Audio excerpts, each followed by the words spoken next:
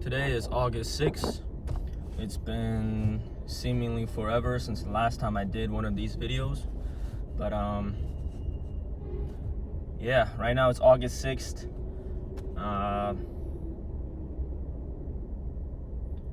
Let's do a little recap, okay? So end of June, beginning of July, I moved into a hostel. Stayed there for about 4 nights, met a couple of friends.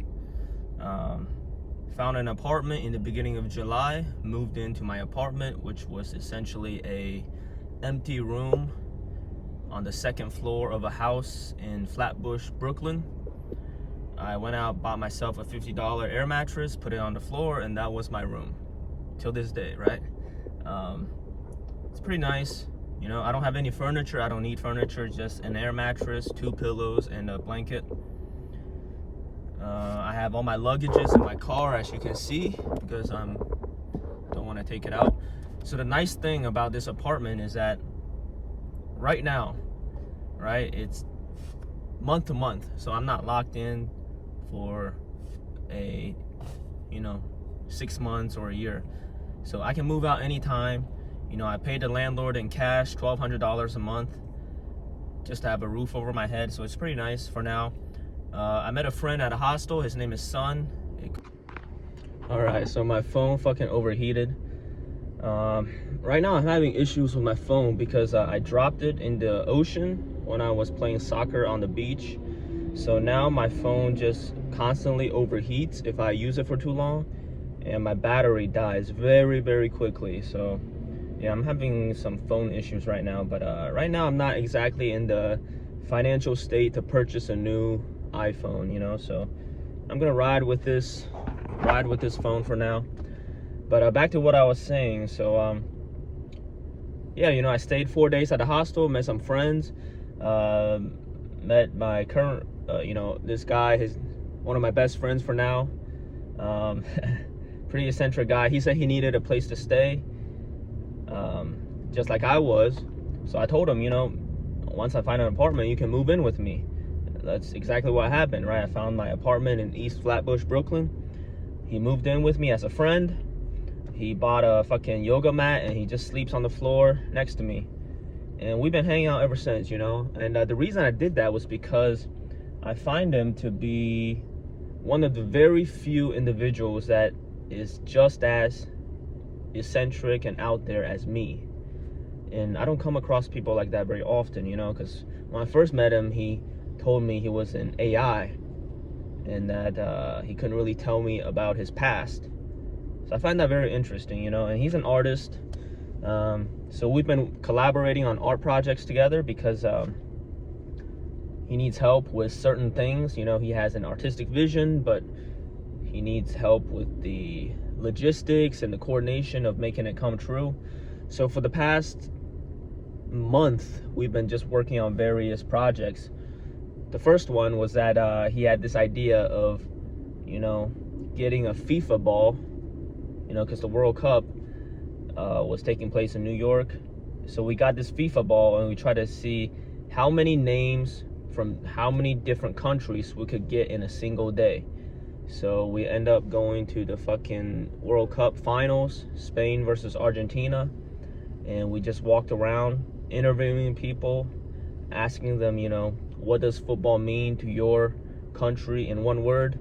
And we got them to sign the ball, and we end up getting like 50 names. Our original vision was 100 names, but you know, it was a little bit too late for that. And now we're currently working on our second project, which is we're translating the entire Bible into binary code. And we already have the book. I don't have it with me. It's back at the apartment. So it's this book broken down, because when you translate the Bible into binary code, it ends up being like 6,000 pages. So we had to do like 12 installations of different books, each of them around 300 pages. But then we say, you know what? Why not make this into a giant painting, right? So we're gonna have this like 6x6 painting where the entire Bible in binary code is translated onto the canvas. it's gonna be this humongous piece because, you know, there's a lot of fucking code. And right now, that's the project we're working on. It's basically transcribing the entire Bible into binary code onto this giant canvas. Yeah. Yeah, but right now I've been just fucking... I'm still unemployed, so W to that. I've been just fulfilling side quests for extra cash in the meantime. You know, just whatever side quests I can find on the internet, side missions. And that's how I've been paying rent. I'm thinking about playing poker in Chinatown because I saw this ad. They were holding Texas Hold'em, no limit Hold'em tournaments. I don't know if it's cash games or tournaments, but I'm thinking about playing one of those games in Chinatown just to, you know, make some extra cash. The whole time I've still been playing DFS, you know. I've been placing more focus on MMA and UFC DFS as opposed to MLB.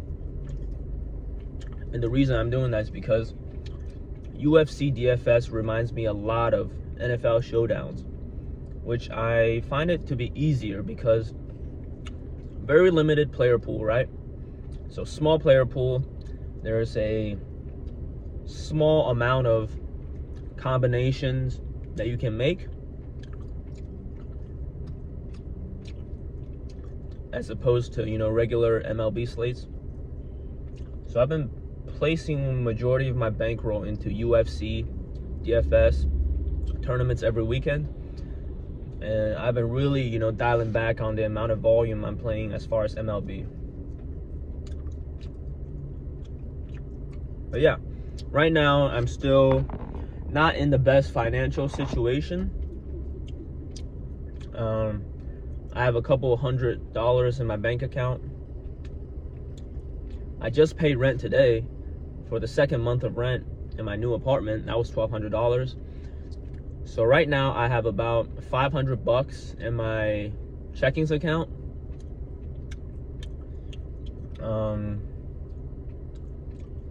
Yeah, gotta find ways to make cash, you know. Find ways to make cash to get by on a day-to-day basis while I'm hunting down that lottery ticket, you know. I call it a barbell strategy, you know. So a lot of you guys, if you ever read Taleb, you guys know that, you know, he made the barbell strategy famous. I guess I'm somewhat applying this barbell strategy to life, right? Except I don't have a fucking stable income with a job. I've been just doing fucking random side quests to generate cash so I can buy food and pay rent. But in the meantime, I'm working on these fucking long shots opportunities that might most likely do not have a payoff, but you know, it might one day. So working on these fucking art projects and playing DFS. And yeah, that's my financial state right now. I would say compared to the average person, my financial state is pretty dire. You know, I don't know, man. For some reason, I just have a very hard time being committed to a job, you know. You know, I just have a very hard time being committed to a job. The last job I worked at was, I was working as a bartender at this karaoke bar. I worked there for 3 weeks before I quit. The job wasn't bad, you know. I enjoyed being a bartender, talking to people, stocking drinks, making drinks, running the karaoke machine. It was fun, you know. But the problem was the boss of the bar was this old lady who never paid me on time, you know. She would get drunk every single night, and she will have no idea what the fuck is going on. So the first night I worked at the bar, this girl who worked there for 2 years, she asked me, she said, "Are you sure you want to work here?" I'm like, yeah, of course, you know. That was a fucking warning sign because she told me that, well, you better be prepared because the boss never pays on time and she always get drunk. And I was naive. I said, you know what, I'm fine with that. 2 weeks after I worked there, she quit her job and she went somewhere else. And it was just me and this other guy who worked there. And she never paid me on time. Matter of fact, she never paid me anything until after I quit my jobs. All right, so I worked there for 3 weeks. I collected, the cash tips every night, which was like about $100 or so every night. But as far as my wage and my credit card tips, I never got them. So I quit my job. After 3 weeks, I had to, go back to the bar and basically tell her, to pay me the money that she was missing. And then she finally ended up paying me the money that I was owed, which was the hourly wage and the credit card tips, which only came out to about $500, But yeah, that was the last job I worked at. It was pretty fun, karaoke bar. But yeah, I haven't been employed for 3 weeks, 2 weeks, I want to say.